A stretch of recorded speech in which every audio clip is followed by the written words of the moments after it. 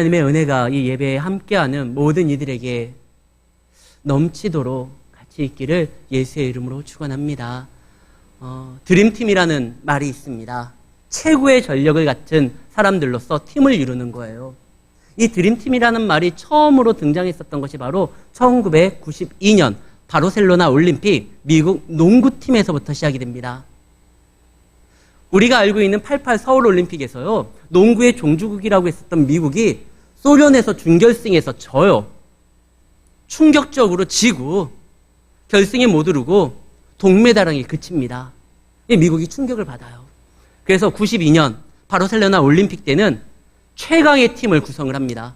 우리가 잘 아는 농구의 전설이라고 하는 마이클 조던, 매직 존슨, 패트릭 유익, 그 다음에 찰스 바클린, 이런 사람들을 한 팀으로 묶어요. 이 중에 한 명만 팀에 속해 있으면 그 팀은 우승 후보입니다. 근데 그 사람들을 그냥 한 팀으로 묶어가지고 경기에 임하게 해서 미국이 그때 금메달을 땁니다. 최고의 팀이죠.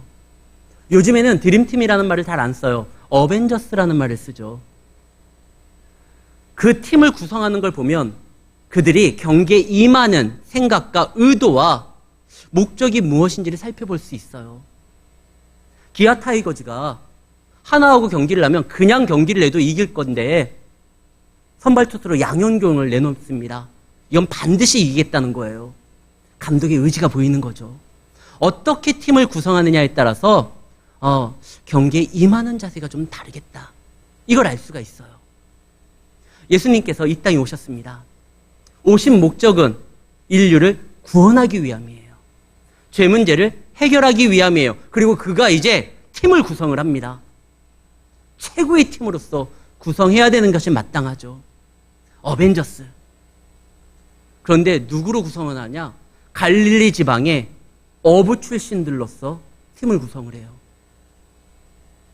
뿐만 아니라 오늘 본문을 기록한 마태, 이 마태는요, 세리입니다. 이때 당시에 세리는 로마의 지배하에 있었기 때문에 매국노라고 손가락질을 받는, 무시당하는 사람들이었어요. 예수님이 구원을 위해서 팀을 꾸렸는데 갈릴리 지방 출신, 이때 당시에 갈릴리는요, 굉장히 어려운 사람들이 사는 곳입니다. 이스라엘은요, 유다를 중심으로, 예루살렘을 중심으로 많은 유력자들이 모였어요. 그리고 그 위에는 사마리아인데 사마리아는 사람으로 사람을 취급을 안 해요. 이스라엘은 혈통이 굉장히 중요한데 사마리아 사람들은 혼혈족이에요. 그래서 사람이라고 인정하지를 않아요. 그리고 그 위에가 바로 갈릴리입니다. 갈릴리는 순혈주의자들이에요. 뭐 이렇게 피를 섞지는 않았어요. 그러나 갈릴리는요, 그때 당시에 주류 사회에서 벗어났기 때문에 오늘 본문에도 뭐라고 되어 있죠? 이방의 갈릴리라고 되어 있어요. 갈릴리는 순혈이긴 하지만 함께하기에, 야, 너 우리라고 같이 이야기하기에는 좀 뭔가 부족하고 그 유다의 집값을 감당하지 못해서 가난한 사람들이 그쪽 위쪽에서 세컨 찬스를 얻기 위해 가지고 나름대로 모여서 사는 곳이에요. 거기는 치안이 좀 부재하고 지금으로 말하면 할렘과 같은 곳이에요. 그 어려운 지방이에요. 예수님이 이 땅에 오셨는데 팀을 구성했는데 그 갈릴리 지방 사람들, 더군다나 어부들, 그리고 세리예요. 어벤져스가 아니라 이건 어이없음이에요. 어떻게 이런 팀을 구성해가지고 구원을 이루려고 하는지. 하나님이 우리에 대한 구원을 너무 쉽게 생각하는 거 아닌가? 우리의 죄 문제를 너무 가볍게 생각하는 거 아닌가? 그러지 않고선 이런 팀을 구성해가지고 무슨 일을 하겠다고.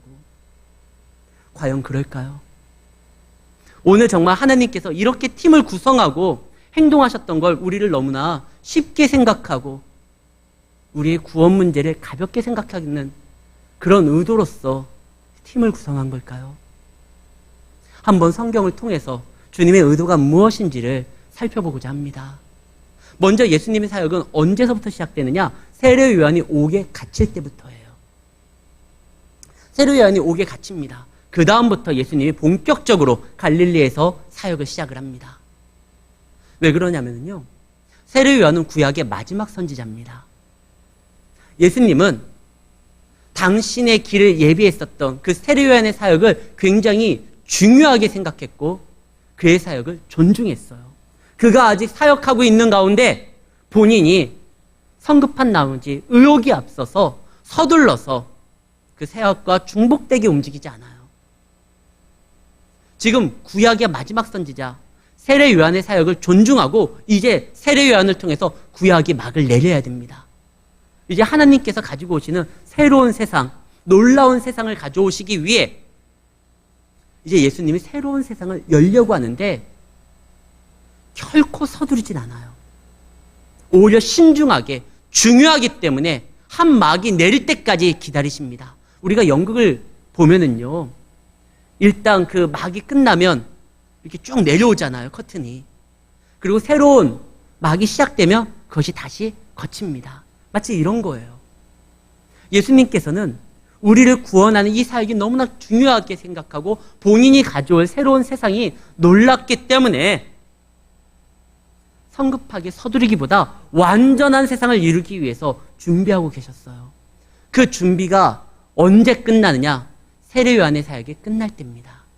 그가 옥에 갇혔을 때 비로소 예수님께서 사역을 시작을 하는데 그 사역도 하나님의 말씀대로 이루기 위해서 기록되었으되 저 납달리 스불론 쪽에 저 이방의 갈릴리에서 복음이 증거된다고 하는 그 말씀처럼 예수님은 갈릴리에서 복음을 선포해요. 근데 왜 하필이면 갈릴리냐? 유력 정치인들이요, 출마 선언을 할 때 그 장소를 보면 그가 어떠한 사람들과 함께 어떠한 각오로 이 선거에 뛰어드는지를 볼 수가 있어요. 예전에 어떤 정치인은요, 선거 출마를 시장에서 했어요. 서민들의 어떠한 아픔을 이해하고 내가 그들을 대변해서 정치에 뛰어든다는 걸 보여주기 위해서요. 또 어떤 전 대통령께서는 자신이 이룬 큰 업적 청계천에서 대선 출마를 선언한 적도 있어요. 문재인 대통령은 대통령이 취임을 한 다음에 가장 먼저 그가 찾았던 곳이 어디죠? 인천공항이었어요. 내가 비정규직을 반드시 해결하겠다. 정치인들이 처음 가는 곳 아니면은 출마 선언을 하는 곳, 그것을 보면 그들의 각오를 엿볼 수 있어요. 예수님은요, 지금 어디에서 세례를 받고 광야 시험을 통과한 다음에 첫 사역지를 어디를 잡았느냐? 갈릴리입니다. 갈릴리는 소외된 곳이에요. 예수님이 거기에서 사역을 한다고 해서 그 사역을 세상적으로 도움받는 어떠한 여지가 1도 없는 곳이 갈릴리예요. 갈릴리에서는 도움을 받는 곳이 아니에요. 근데 왜 갈릴리에 갔냐? 예수님이 나중에 선한 사마리아인 비유를 하잖아요. 그때 너의 이웃이 누구라 생각을 하느냐? 너는 그 강도 만난 자의 이웃이 누구라고 생각을 하느냐? 그를 도와줬던 자들입니다. 이 말은요, 우리는 나를 중심으로 놓고 내 이웃이 누군지를 생각하는데 하나님은요, 너의 도움이 필요한 자가 이웃이라고, 너 중심이 아니라 하나님의 어떤 뜻이 있는, 그래서 도움이 필요한 그곳에 너가 이웃이 되고 도움이 되어야 된다는 말씀하셨거든요. 예수님도 마찬가지예요. 그 말씀하셨던 예수님이, 선생 되신 예수님이 본을 보여주시기 위해서 가장 도움이 필요하고 가장 위로가 필요한 곳에 예수님이 찾아가십니다. 예루살렘이 아니에요. 문화의 중심지, 정치의 중심지, 많은 사람들의 시선이 모여지는 그곳이 아니라 누구보다도 소외되고 외롭고 자신의 부족함을 알기에 누군가의 도움을 간절히 원하는 곳에 예수님이 찾아가십니다. 성경에 보면 갈릴리는 가난한 자들이라는 말을 써요. 여기에서 가난한 자는 건 꼭 물질을 의미하는 것이 아니라 겸손, 자신의 부족함을 알고 얼마든지 말씀으로 변화될 각오가 있는 겸손한 자들을 뜻합니다. 그래서 예수님이 뭐라고 했죠? 이 다음 장 5장에 보면은 팔복에 대해서 이야기를 하는데 심령이 가난한 자. 부자는 그러면 하나님의 축복을 못 받습니까? 아니요. 부자도 얼마든지 자신의 부족함을 깨닫고 하나님의 도움을 갈망하는 심령이 가난한 자들이 있어요.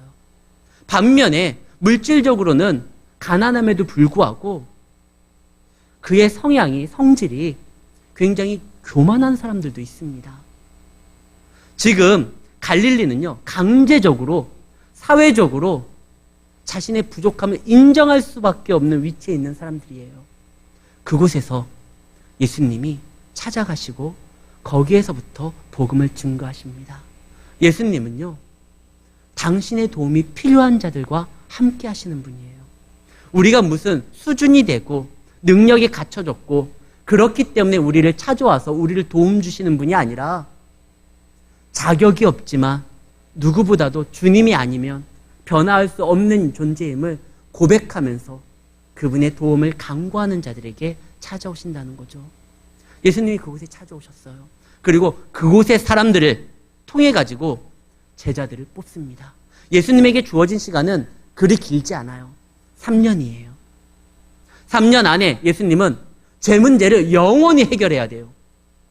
우리의 구원의 길을 여셔야 돼요. 그리고 하나님의 나라를 이 땅에 가져오셔야 돼요. 그래서 예수님은요, 시간을 허투루게 쓰질 않아요. 오늘 하루는 그냥 좀 쉬어봐야지. 예수님은 그러지 않았습니다. 패션 오브 크라이스트라는 그 영화가 있었듯이 주님은요, 열정적으로 모든 일에 임하게 됩니다. 참 놀랍게 하나님 안에서 우리를 구원하시기 위해서 허튼 시간 하나도 보내지 않고 계속적으로 말씀을 증거하시고 자기를 찾아오는 자들에게 하나님의 뜻이 무엇인지를 전하시며 도움이 필요한 자에게 도움을 주셨습니다. 그런데 그 하나님께서, 예수님께서 이 3년간의 시간을 보다 효과적으로 보다 많은 일들을 감당하기 위해서 제자를 꾸리는데 그 제자가 아까 말했던 것처럼 어부들이고 세리예요. 아니 왜 예수님이 이렇게 할까? 세례 요한도요, 기가 막힌 거예요.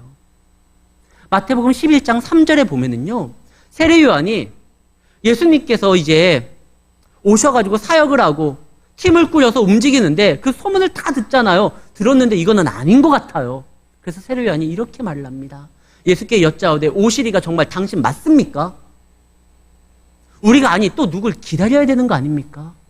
이 말은요, 세례 요한에게 의심이 들었다는 거예요. 내가 손이 귀한 제사장의 가문에서 태어나서 사람 박는 누뚱이가 되었는데 내가 이 길을 예비하겠다고, 당신을 예비하겠다고 저 광야에서 메뚜기 먹고 좋은 옷도 아니고 그냥 털가죽 입고 외로운 광야에서 외치는 소리로서 그렇게 준비했는데, 그리고 당신이 정말 너한테 왔을 때 나는 확신을 했는데 하나님의 어린 양이다. 하늘도 열리고 그래 내 사역이 결코 헛되지 않았어 생각을 했는데 이후에 예수님의 행적을 보니까, 팀을 꾸려놓은 거 보니까 이건 뭐 아닌 거예요. 세례 요한도 의심이 되는 거예요. 정말 오시리가 당신 맞습니까? 예수님은 왜 이 귀한 사역을 이루는 데 있어서 바르셀로나 올림픽 때의 그 드림팀처럼 최고의 전력들을 구축해가지고 이 사단이 장악하고 있는 약한 영의 세력에 지배당하고 있는 이 죄인들을 구원하기 위해서 움직여야 되실 텐데 왜 이들을 뽑았을까? 의심이 들거든요. 그러나 그걸 아셔야 됩니다. 하나님은 우리의 구원을 결코 가볍게 생각한 적이 없어요. 쉽게 생각한 적이 없어요. 왜? 하나님이 직접 오셨잖아요. 예수님이요, 직접 이 땅에 오셨어요. 이 구원은 오직 하나님이 자신이 이 땅에 사람의 몸으로 와가지고 죄인들을 위하여 죽어야지만 해결될 문제라는 걸 알기 때문에 직접 오신 거예요. 그러면 팀을 왜 이렇게 구성을 합니까? 지금요, 예수님의 12제자 말고요, 예수님에게는 또 다른 팀이 있어요. 삼위일체가 지금 이 사역에 총동원됩니다. 하나님이 계획했고요, 예수님이요 실행하고요, 성령님이 완성하는 일이에요. 그리고 그 일에 제자들을 불렀는데 그 제자들을 부른 건 부족한 자들을 불러가지고 그들과 함께 도모해가지고 그들의 어떠한 노동력이나 그들의 어떠한 업적을 통해가지고 하나님이 좀 도움을 받으려고 그런 게 절대 아니에요. 오늘 본문 말씀 한번 보겠습니다. 우리가 읽은 이 말씀에서 예수님이 제자들을 부를 때 이런 말을 합니다. 19절 말씀입니다. 굉장히 중요한 말씀이에요. 말씀하시되 나를 따라오라. 내가 너희를 사람을 낚는 어부가 되게 하리라. 여기에서 뭐라고 되어 있죠? 내가 너희로 하여금 되게 만들 거야. 지금 예수님이요, 우리를 부를 때 완전한 자를, 완벽한 자를 즉시 전력감을 부른 게 아니에요. 많이 부족하지만 내가 되게 할 거야.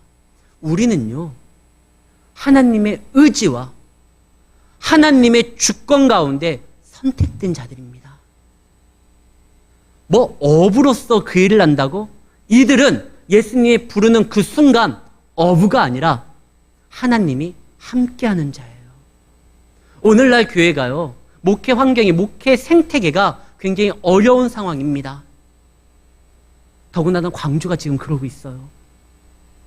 큰 교회들도 감당하기 어려운데 진월동에 있는, 남구에 있는 광주 평강교회가 야, 그 일 감당할 수 있겠어?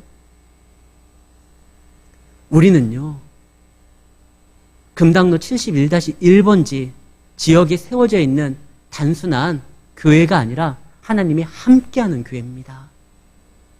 120명이 약속된 성령을 기다렸을 때 마가의 다락방에서요, 그들에게 성령이 임하니까 어떻게 됐죠? 로마를 뒤집었어요. 이 한반도는요, 로마의 반의 반도 안 돼요. 120명이 로마 제국을 뒤집었으면 성령이 함께하는 우리 성도들은요, 뭐 어렵고 뭐하고 상관없어요. 하나님이 함께하면 역사는 일어납니다. 그렇기 때문에 예수님이 베드로 부른 거예요. 충분하다는 거예요. 왜? 너와 함께하는 자가 나니까.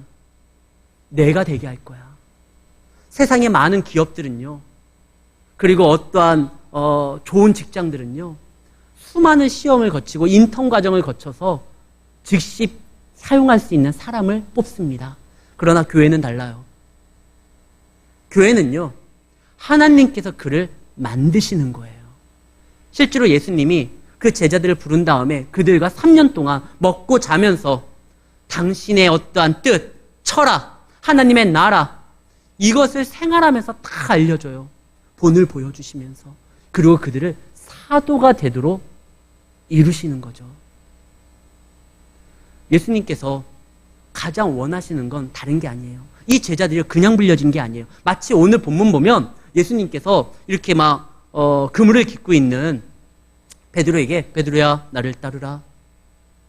그 순간 신비한 어떠한 역사가 일어나서 베드로에게 최면을 걸어서 홀린 듯이 그들이 쫓는 게 아니에요. 우리가 이 마태복음만 보면 그런 오해를 할 수가 있어요. 그런데 이 장면이 예수님과 베드로의 첫 만남이 아니에요. 나중에 보면은요, 마태복음 8장에 무슨 말이 기록되어 있냐면 예수님이 베드로의 장모를 고치는 장면이 나옵니다. 그가 열병에 누워 있을 때 예수님이 고쳐줘요. 그러니까 예수님이 베드로를 먼저 부른 다음에 4장에, 그리고 8장에 후에 베드로의 장모를 그래도 내 제자의 장모니까 내가 고쳐줄게. 순서적으로 달라요. 마태복음은 그 시간의 흐름대로 기록된 게 아닙니다. 마태복음은 주제별로 기록된 거예요. 그래서 약간 순서가 바뀌어요. 반면에 누가복음은요, 누가복음은 차례대로 기록되어 있어요. 누가복음 1장 3절입니다. 거기에 뭐라고 되어 있냐면 누가가 이 일에 대해서 처음부터 알고 있는 제가 차례대로 순서대로 기록하겠다라고 말을 합니다. 누가복음에 보면은요, 누가복음 4장에 먼저 예수님께서 베드로의 장모를 고쳐줘요. 고쳐준 다음에 5장에 이제 예수님이 베드로에게 내가 그 배를 좀 타겠다라고 말을 합니다. 그래서 그 배를 타가지고 배를 잠깐 띄운 다음에 많은 사람들에게 말씀을 증거합니다. 베드로 입장에서는 사실 그 전날 고기를 잡으려고 애쓰다가 허탕을 쳐요. 이 고기가 계속 잡히면 아무리 시간이 길어진다 할지라도 재미가 있잖아요. 근데 밤새도록 허탕을 치니까 심신이 많이 지쳐있는 상태인데 예수님이 나 그 배 좀 태워달라고 할 때 태워줘요. 왜? 바로 전에 자기 장모를 고쳐준 분이잖아요. 베드로에게 예수님은 많은 사람들이 존경받고 뭔가 치유의 능력이 있는 용한 분이에요. 그분이 와가지고 베드로가 신세도 졌는데 부탁을 하니까 들어줄 수밖에 없어요. 자기 배에서 이제 예수님 막 말씀을 증거하니까 바로 옆에서 이게 들을 수밖에 없잖아요. 저분이 왜 유명한지를 알겠다. 야, 말씀 기가 막히게 하시는구나. 그런 가운데 있다가 예수님이 자 이제 깊은 데로 가서 야, 그물을 던져라. 그때 베드로가 말을 했죠. 밤새도록 내가 고기를 못 잡았지만 그러나 제가 당신의 말씀을 제 배에서 선포되는 이야기를 잘 들어보니까 보통 말씀이 아니더이다. 내가 힘들지만 당신의 그 말을 의지하여 그물을 던지겠습니다 하고 던져봤더니만 엄청난 고기가 잡혔죠. 그때 막 세베대의 아들 요한과 야고보에게도 도움을 청합니다. 그런 다음에 오늘 본문이에요. 순서는 누가복음이 순서입니다. 이 마태복음. 그래서 예수님이 제자들을 부를 때요, 이 베드로가 무슨 홀린 듯이 쭉 쫓아간 게 아니에요. 열병이 고쳐진 그 치유의 사건을 보고 자신의 배에서 하나님의 말씀을 증거하는 선지자 같은 이분의 말씀을 듣고 그 다음에 고기를 잡는 거 보고 베드로가 이런 말을 합니다. 나를 떠나소서, 나는 죄인입니다. 이것은 내 앞에 계신 분이 하나님임을, 거룩한 분임을 인정하는 거예요. 단순히 당신이 어디에 고기가 많이 있는지 그 포인트를 알고 있는 낚시계의 은둔 고수가 아니라 보니까 당신은 하나님입니다. 대단한 분입니다. 베드로가 그 마음이 있었어요. 그 다음에 예수님이 나를 따르라는 거예요. 이 베드로가요, 확신이 있어요. 그냥 막연하게 알고 간 게 아니에요. 나름대로 영혼에 대한 고민도 있고 걱정도 있었는데 예수님의 말씀을 통하여 하나님의 나라를 엿본 다음에 자신의 문제가 해결되니까 예수님을 따를 거에 대해서 주저하지 않은 겁니다. 예수님은 이런 자들을 통해 가지고 놀라운 사도로서 변화시킬 능력이 있는 거예요. 그래서 내가 되게 할 것이다. 예수님 손에 딱 붙들리면요, 예수님은 결코 우리를 포기하지 않습니다. 반드시 되게 만들도록 우리를 끊임없이 찾아오십니다. 심지어 예수님을 부인하고 저주하고 떠난다 할지라도 베드로가 그랬잖아요. 그때 예수님이 다시 찾아가요. 그가 감격의 그 현장에 다시 나타나셔서 그 고기를 잡게 또 만들고, 요한복음 21장이잖아요. 다시 부활하신 다음에 베드로를 굳이 다시 찾아가서 베드로가 예수님을 따르기로 결단했었던 그 순간을 다시 한번 연출하시고 베드로에게 사명을 줍니다. 그때 사명을 줄 때 이런 말씀을 해요. 베드로야, 너 내가 보니까 크게 지난번에 한번 실수했는데 내가 다시 한번 기회를 줄게. 내가 3년 동안 너에게 가르쳤었던 전도학, 그 다음에 막 귀신을 내쫓았던 퇴마술, 그리고 복음을 증거하는데 나름대로 논리적으로 이렇게 말을 해야 되는데 논리야. 자, 이거 성교학, 이 여러 가지 과목을 내가 이제 시험을 칠 거야. 그래서 절대평가에 통과되면 너는 내 제자가 될 거야. 이 말씀하신 적 없어요. 그냥 예수님은 딱 하나만 물어봐요. 너 나 사랑하니? 그거면 되거든요. 예수님을 사랑하고 예수님 앞에 당신의 모든 것을 던지고 예수님의 말씀으로 변화될 각오가 있으면 그거면 돼요. 나머지는요, 예수님이 얼마든지 채워주시고 만들어주시고 부족하다고 하면 가르쳐 주실 수 있어요. 그래서 예수님 말씀하시잖아요. 너희가 어떠한 말을 해야 될지 그날에 기억나게 하시고 가르치실 성령을 내가 보내겠다. 너희가 부족하면 너희 능력이 아니라 내 이름으로 얼마든지 해라. 나사 예수의 이름을 일어나 걸으라. 우리는요, 우리가 가진 것으로서 움직이는 자가 아니라 우리에게 채워주시는 그분의 능력으로서 움직이는 이들이에요. 근데 그때 조건이 딱 하나, 우리가 정말 주님을 사랑하는지, 그게 중요합니다. 주님은 우리를 기계로 다루지 않아요. 사람으로 다뤄요. 인격으로 다뤄요. 다른 건 몰라도 마음만큼은 우리가 결심을 하고 결단을 해야 돼요. 그래서 예수님이 그거 하나만 물어봐요. 네가 얼마만큼 학위를 가지고 있고 스펙이 좋고 이런 거가 아니라, 제2 외국어가 무엇을 어느 정도 점수가 나오고 이게 아니라, 너 나 사랑하니? 제가 당신을 사랑하는지 당신이 아십니다. 그러면 돼. 어린 양을 먹여라. 사랑하는 성도 여러분, 우리가 그냥 주님이 부르니까 제자들이 따라왔다. 절대 아니에요. 그들은 나름대로 고민했고요. 그리고 확신에 있었고 그것을 믿음으로써 받아들이고 행동을 했습니다. 하나님은요, 이거 영혼을 다루는 일이에요. 이 영혼을 다루는 일에 아무에게나 이 귀한 사명 맡기지 않습니다. 이 영혼의 가치를 아는 사람에게만 이것을 허락하는 거예요. 그래서 이 영혼의 가치를 아는 사람들이 어떤 행동을 보이죠? 마태복음 13장 44절입니다. 정말 귀한 가치가 있다고 하면 나머지를 다 바꿔서라도 그것을 취할 거예요. 천국은 마치 밭에 감추인 보화 같으니 사람이 이를 발견한 후에 숨겨두고 기뻐하며 돌아가서 자기의 소유를 다 팔아서 그 밭을 기어이 삽니다. 왜? 그 밭에 보물이 있으니까. 그 밭의 가치가 얼마나 중요한지 아니까요. 우리가 말씀을 통하면 우리의 영혼의 가치를 알게 됩니다. 괴테의 파우스트는요, 영혼의 가치를 잘 모르기 때문에 악마에게 자기 영혼을 팔아요. 그리고 세상의 것을 쥐어요.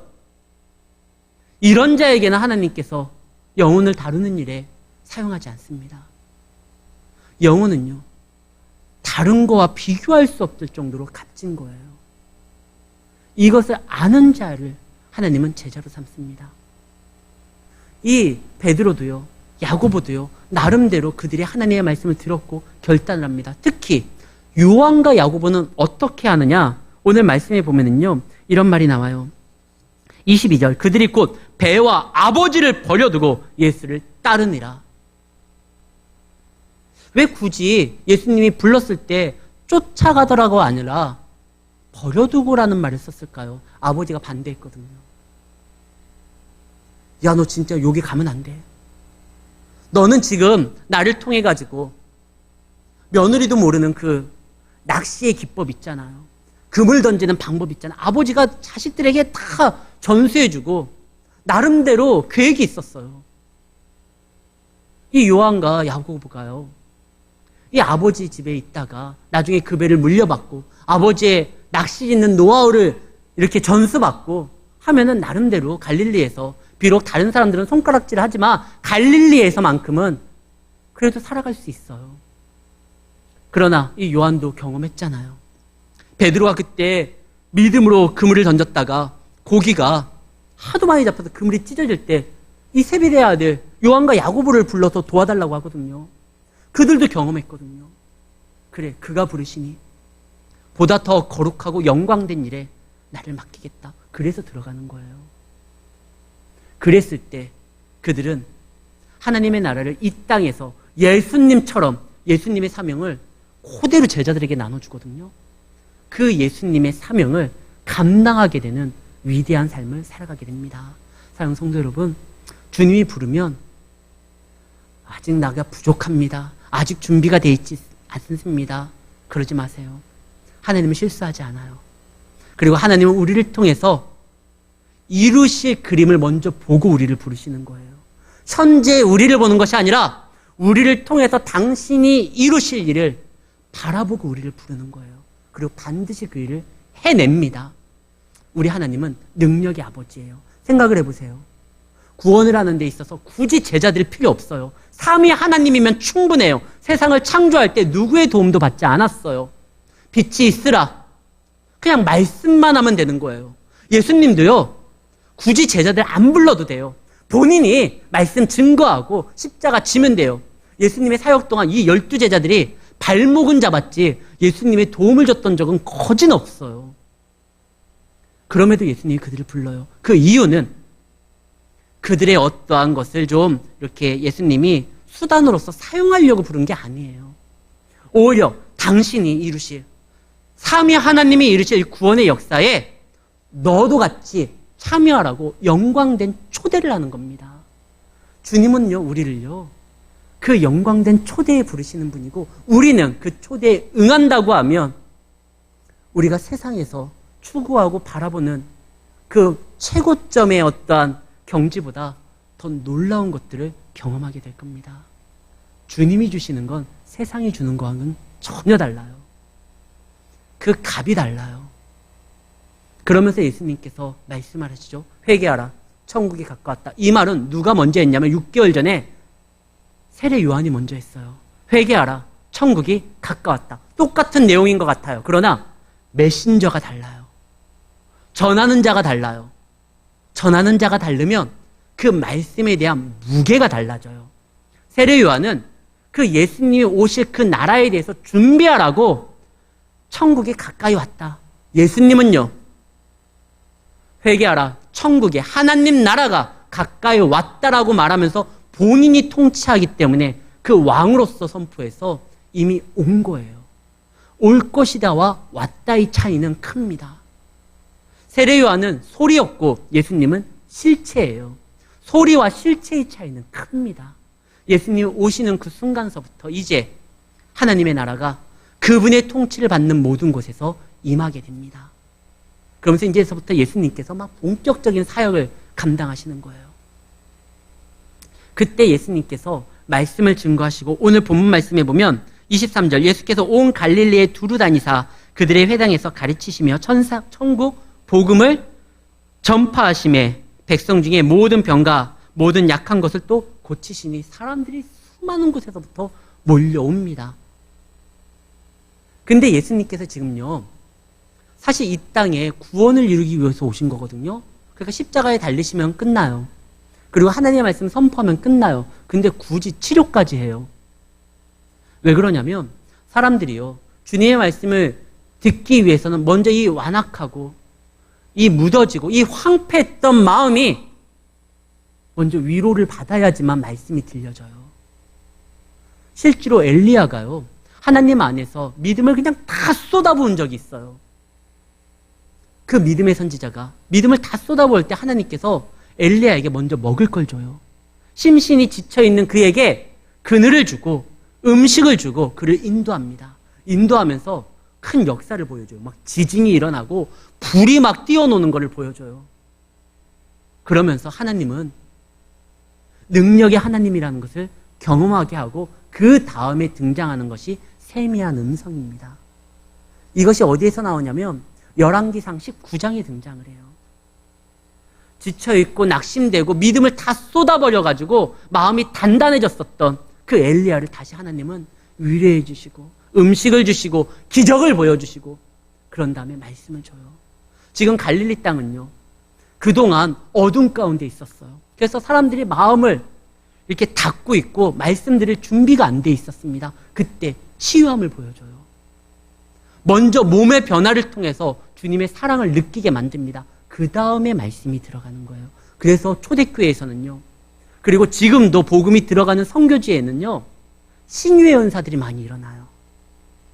복음이 말씀으로서 선포되기 전에 먼저 은사운동들이 일어나요. 원래 그래요. 그런데 이것이 주객이 전도되면 안 돼요. 은사운동은 말씀을 듣기 위해 준비되는 과정이에요. 근데 많은 사람들이 이 은사만 쫓을 때가 있어요. 그리고 정작 말씀을 잘 들으려고 하지 않아요. 그게 문제가 돼요. 고린도전서 3장 2절에 보면 아직 믿음이 약한 자들에게는 바로 밥을 못 줘요. 왜? 소화할 수가 없어요. 어린아이에게는요. 그때는 어미 젖을 먹여야 돼요. 그거밖에 안 돼요. 그래서 사도 바울이 처음에 교회가 세워졌을 때는 내가 너에게 젖으로 먹이고 아직 밥으로는 못 먹이겠다. 소화가 안 되니까요. 그러나 사람이 성장하면은 계속적으로 그 젖을 이게 다 안 돼요. 사람이 성장하는데 이제는 밥을 먹어야 돼요. 요리를 해야 돼요. 교회가요, 처음에는 젖을 먹는 단계에서는 은사운동이 활발하게 움직입니다. 치유의 역사가 일어나고 어떤 기적의 변화들이 나타나요. 그러나 그 모든 것들은 말씀을 듣기 위한 과정이에요. 영혼의 추수는 사람이 변화되는 건, 사람이 달라지는 건, 거룩한 주님의 모습을 갖는 건 말씀의 역사가 일어날 때예요. 근데 많은 사람들이 은사만 쫓다가 자신의 문제가 해결되면, 병이 치유되면, 자녀가 어떠한 합격을 하게 되면 이제 목적을 이뤘은 다음에 말씀 듣지 않고 떠나는 사람들이 있어요. 이제서부터 진짜인데. 그래서 요한복음 그 6장 68절에 보면은요, 예수님께서 수많은 기적들을 보여주니까 오늘 우리 말씀 읽어보면은요, 24절에 그의 소문이 막 사방이 들리니까 말씀을 듣기 사모하는 자들이 모이는 것이 아니라 모든 앓는 자, 곧 각종 병에 걸려 고통당하는 사람, 귀신 들린 사람, 막 이런 사람들이 모여요. 그러다가요, 예수님이 이제 됐다 싶어가지고 말씀을 이제 전하기 시작합니다. 그러니까 그 말씀 듣고 다 떠나버려요. 그래서 요한복음 6장 67절, 사람들이 떠나니까 예수님께서 제자들에게 떠나는 그들을 보면서 너희들도 나를 떠날 것이냐 할 때 베드로가 68절에 이런 고백을 합니다. 시몬 베드로가 대답하여 주여 영생의 말씀이, 생명의 말씀이 여기 있사오니 우리가 누구에게 갑니까? 이게 진짜예요. 다른 사람들은 병고침을 바라보고 왔다가 치유되니까 예수님을 떠납니다. 그 말씀을 들으려고 하지 않아요. 그 말씀 전하려고 치유해 준 건데 내 자녀 문제가 해결됩니다. 그러니까 떠나요. 말씀은 야, 저 말씀 어렵다. 지키려고 하니까 피곤하다. 다 떠나요. 근데 베드로는요, 이제 안 떠나요. 말씀의 경험이 있고 그걸로 인하여 변화되고 그 말씀에 생명이 있다는 걸 아는 자들은요, 다른 건 다 몰라도 생명의 말씀이 여기 있는데 우리가 주님을 어떻게 떠납니까? 안 떠나겠습니다. 그 고백했던, 그 남아있었던 자들이 교회의 사도가 됩니다. 그리고 하나님 앞에 귀히 사용되는 그분의 자녀가 되었던 거고, 삶의 현장에서 하나님의 기적을 본인을 통해서 나타나는 것을 현장에서 보게 되는 영광을 누리게 됩니다. 사랑하는 성도 여러분, 주객이 전도되면 안 돼요. 예수님께서 많은 기적을 일으키는 이유는 말씀 듣기 위함이에요. 광야는 기적의 땅입니다. 만나가 내려오고 물이 샘솟는 곳입니다. 그러나 그것을 허락한 건 그들 진영 중심에 있는 성소에서 퍼져나가는 하나님의 말씀을 듣기 위해서 하나님이 기적을 이루었는데 그들은요, 그 기적만 쫓았어요. 그런 자들은 광야에서 빠져나오지 못했습니다. 오직 누구냐?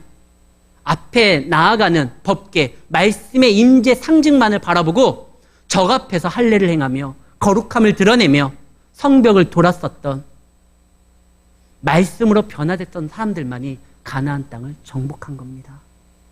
사랑하는 성도 여러분, 우리가 주님의 자녀가 된 건 여기에 생명의 말씀이 있기 때문에 우리가 변화된 거고, 이 말씀의 약속 때문에 우리가 영혼을 바라보면서 살아갈 수 있는 겁니다. 다른 건 다 잃는다 할지라도 말씀만큼은 붙드시기를 바랍니다. 그리고 이 말씀을 마음에 새기시기를 바랍니다. 그리고 이 말씀대로 순종하시기를 바랍니다. 말씀이 이끄는 곳이라고 하면 그곳이 우리의 사역지입니다. 말씀이 전하는 곳이 있다고 하면 그곳이 우리가 하나님의 자녀로서 삶의 모습을 드러내며 주님의 자녀임을 증명해야 될 사역의 현장입니다. 이번 한 주 또 말씀으로서 주님께서 주시는 그 말씀 기억나지 않으면 펼쳐서 읽으세요. 이 주님의 말씀은 언제나 여러분들 곁에 있습니다. 그리고 이 말씀은 살아있는 하나님의 말씀이기 때문에 여러분들을 역사하고 인도할 강한 힘이 있습니다. 말씀이 기억나지 않아, 이 핑계는 말도 안 돼요. 기억나지 않으면 펼치세요. 그리고 읽으세요. 그리고 해석이 안 되면 우리 교육자들에게 물어보세요. 이 하나님의 말씀을 사모하는 자. 그렇기 때문에 어부였지만, 세상이 바라보는 시선에는 어부지만 하나님 편에서는 하나님이 함께하는 능력의 사람이기 때문에 하나님은 어이없는 팀을 만든 게 아니라 진짜 구원을 이루는 어벤져스를 만든 거예요. 드림팀을 형성한 겁니다. 여러분들, 하나님이 대개함으로써 이 자리에 있다라는 거, 성도로서 자신의 위치를 차지한다라는 것을 기억하시고 주님의 역사로 변화되는 나의 모습을 많은 이들에게 증거하면서 살아가시기를 예수의 이름으로 축원합니다.